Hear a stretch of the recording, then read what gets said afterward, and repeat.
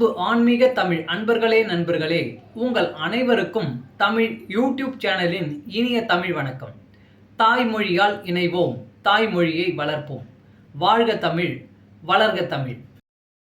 ஆஞ்சநேயர் என்றால் பளிங்கு போல் கலங்கமற்ற மனம் உடையவன் என்றும், பொன் நிறம் உடையவன் என்றும், அஞ்சனை மைந்தன், குண்டலங்களால் ஒளிவிடும் முகத்தை உடையவன், கரங்குப்பி வணங்கிக் கொண்டு இருப்பவன் என்ற பொருட்களும் உண்டு. ஆஞ்சநேயரை வழிபட்டால் மக்கள் பேறு, புகழ், கல்வி, செல்வம் போன்றவற்றை பெறலாம்.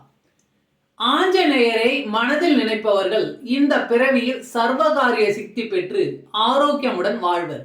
மறுபிறவியில் ராமன் அருளால் முக்தியும் அடைவர். உடல் மற்றும் மன வலிமையை பெருக்க நினைப்பவர்கள் ஆஞ்சநேயரை தினமும் வழிபடலாம்.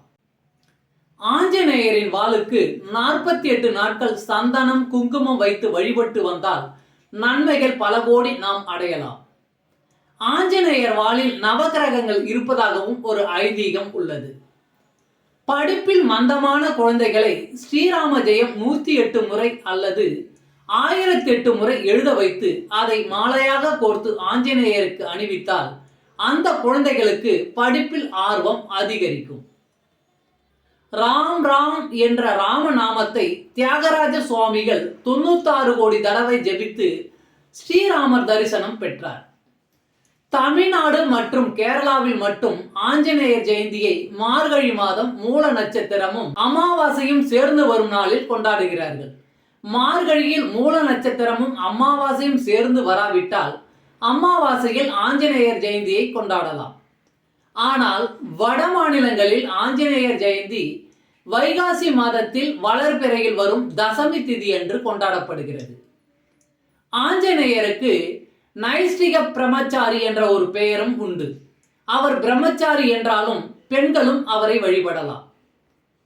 ஆஞ்சநேயருக்கு சிறிய திருவடி என்ற சிறப்பு பெயரும் உண்டு. சித்திரையில் ஸ்ரீராமநவமி தினத்தில் மாதந்தோறும் வரும் கேட்டை நட்சத்திரத்திலும் ஆஞ்சநேயரை வழிபடலாம். ஒவ்வொரு தமிழ் மாதத்தின் முதல் ஞாயிற்றுக்கிழமைகளிலும் ஆஞ்சநேயரை வழிபடலாம். ராகவேந்திர சுவாமிகள் பிருந்தாவன பிரவேசம் செய்வதற்கு முன்பு பஞ்சமுகியில் ஆஞ்சநேயரை தியானித்தார் என்று வரலாறு கூறுகிறது. வியாசராஜர் 732 இடங்களில் ஆஞ்சநேயர் சிலையை பிரதிஷ்டை செய்துள்ளார். புரந்தரதாசர் ஆஞ்சநேயர் பாடல்களை பாடியுள்ளார். துளசி ராமாயணத்தில் ஆஞ்சநேயரை பற்றி பாராயணம் உள்ளது.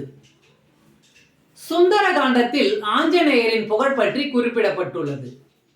ஆஞ்சநேயர் கடலை கடந்து இலங்கையில் சீதையை மீட்டது, போர்க்களத்தில் சுருண்டு விழுந்த லட்சுமணன் உள்ளிட்டவர்களுக்கு மூலிகை உள்ள மலையை தூக்கி வந்து அவர்களை குணப்படுத்தியது என்று அவர் செய்த செயல்கள் அனைத்தும் வெற்றியானது. அதே போல ஆஞ்சநேயரை வழிபட்டவர்களுக்கு அனைத்து காரியங்களிலும் ஆஞ்சநேயர் வெற்றியை கொடுப்பார். ஆஞ்சநேயரை எல்லா நாட்களிலும் வழிபடலாம்.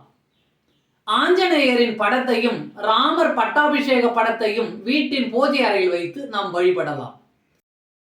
வீட்டு வாசலில் வாஸ்து கணபதி படத்தை மட்டுமே நாம் வைக்கலாம். ஆனால் கண்டிப்பாக வீட்டு வாசலில் ஆஞ்சநேயர் படத்தை வைக்க கூடாது. தமிழ் அன்பர்களே நண்பர்களே, ஆன்மீக பதிவில் உங்களுக்காக இன்று ஸ்ரீ ஆஞ்சநேயரின் அற்புத சிறப்புகள் என்ற பதிவை அளித்ததில் நான் மிகவும் பெருமை கொள்கிறேன். மேலும் இப்பதிவில் அளிக்கப்பட்ட தகவல்கள் அனைத்தும் யான் அறிந்து கொண்டவை. யான் அறிந்த இந்த தகவல்கள் ஏதேனும் ஒரு வகையில் உங்களுக்கு உதவ வேண்டும் என்ற நோக்கிலே இங்கே அளித்துள்ளேன். யான் அளித்த இந்த பதிவு உங்களுக்கு உதவும் என்று நான் மிகவும் நம்புகிறேன். இப்பதிவை பின்பற்றி அதன்படி நீங்கள் இறைப்பயன் பெற்றால் அதில் எனக்கு மிக்க மகிழ்ச்சியே. வாழ்க வளமுடன். சர்வம் சிவமயம். இறையருள் பெறுவோம், இன்பமாய் வாழ்வோம். அன்பு ஆன்மீக தமிழ் அன்பர்களே நண்பர்களே, இவ்வீடியோ பதிவினை கேட்டு இன்புற்று ஆதரவு அளித்த அனைத்து தமிழ் உள்ளங்களுக்கும் எங்கள் மனமார்ந்த நன்றி.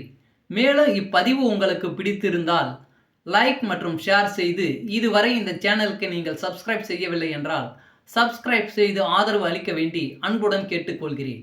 நன்றி. அடுத்த பதிவில் உங்களை விரைவில் சந்திக்கும் வரை உங்களிடமிருந்து விடைபெறுவது தமிழ் யூடியூப் சேனல்.